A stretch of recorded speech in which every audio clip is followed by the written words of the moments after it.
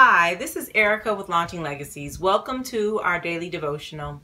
So we are nearing the end of our devotional series on friendship with God, and I hope you're enjoying it and building your friendship. And today we're going to progress into the story as we conclude the week. We're going to look now at what God does to kind of reaffirm his promises to Abraham. And so remember yesterday, he got his so the last chapter, actually, which was chapter 17, he got his name changed. Abram got his name changed to Abraham. But then, and it was kind of the way we looked at it from a friendship perspective was like when your friend has to tell you who you are. They have to remind you of who you are. And so God reminds Abram of who he is by changing his name to Abraham. And after changing his name to Abraham, he also goes into he goes into this place in which he's saying to him, remember what I'm going to do for you.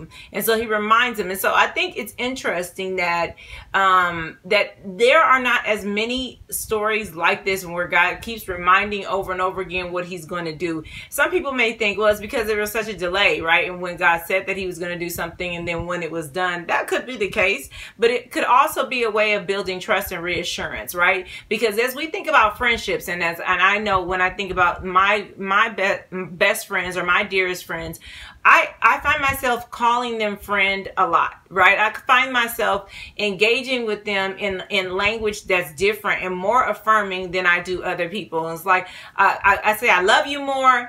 I call them sister or a sister friend or whatever more than I would a person who, wasn't that title. So there's an intimacy in the nicknames. And so how Abraham gets his name changed, or Abram gets his name changed, there's intimacy in that. There's intimacy in God renaming him and giving him Abraham. But then there's also intimacy in the affirmations. Just continue to affirm that I'm going to be to you what I've been to you. I'm going to be good to you. I'm going to be stable for you. I'm going to be a friend to you. I'm going to truly be a friend to you, and you have been a friend to me. And so we watch this happening really from God towards Abraham, but then we also watch Abraham entreat the guests that God sends to him with this great friendship and this great generosity. So in the 18th chapter, God sends these guests to come to Abraham's tent, and as they're coming, Abraham goes into his wife and says, look, go get this ready and get that ready and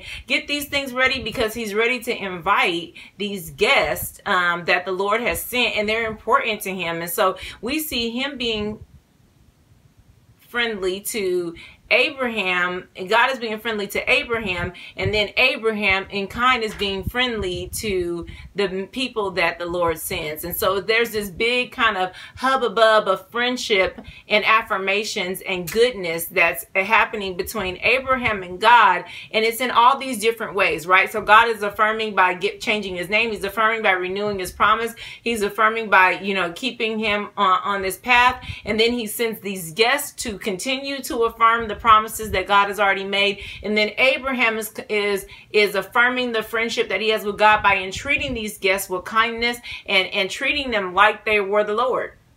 They're not the Lord. They were angels of the Lord or messengers of the Lord, but they were treated with the kindness as if they were him and embraced with that genuine kindness. And so what we have is this beautiful tapestry of how, like I said in the last one, not in the last one, 2 days ago, how I talked about Melchizedek and Abraham had this kindred type of relationship in their love for the Lord. Now, really what you see is that there's a cyclical kind of friendship. God is affirming to Abraham, and Abraham is entreating the guests that God sends with kindness, and he's receiving them and believing what they say immediately because they come from the Lord. And so there's the depth of friendship with God is that it transforms our character, right? Over time, it makes us well, and in the transformation of our character, we become more embodying the characteristics of God, because iron sharpens iron, right? That's what the scripture says. Iron sharpens iron,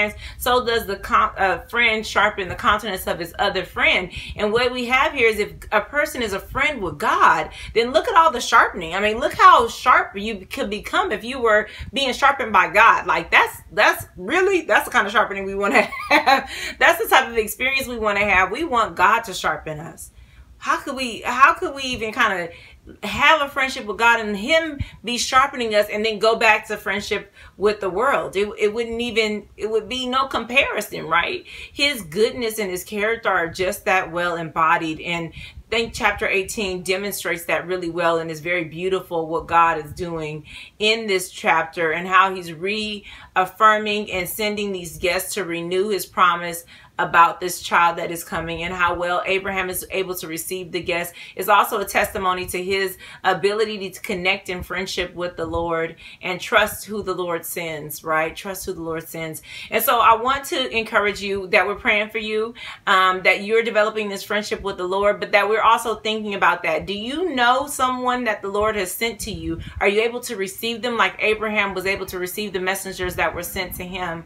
Or do you question and not sure? You're suspicious and paranoid because you don't know the sender, so you don't know if these people were sent, because that's typically what happens, right? If you don't know the sender and their character, then it can become confusing about what they sent. It's like getting a package in the mail with no return address. You don't know where it came from, so you're going to treat it with more suspicion. But if you know who it came from, if I know my mother's sending me something and she loves me, I'm excited and I'm happy to open that package because I'm believing that it's good. Why? Because my mother is good to me.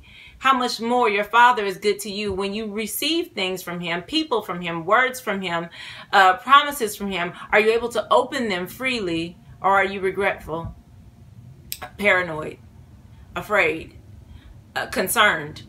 How do you receive him? How do you receive his truths? How do you receive his promises? How do you receive his gifts? How do you receive his words? It's something that we got to think about, but it's a beautiful part of developing this friendship. Like, God, how do I treat people that you're sending to me? Am I always complaining and bitter? Or am I able to say, God, I know you sent him and I'm grateful? I hope that we can learn to be grateful. So I'm praying for you, and we hope that you're praying for us. And we'll see you again tomorrow with the last part of our devotional on developing friendship with God. But I hope you've enjoyed it just as much as I've enjoyed it. I am excited. I'm super excited because this has really been a blessing to me. And I'll see you again tomorrow. Until then, be blessed.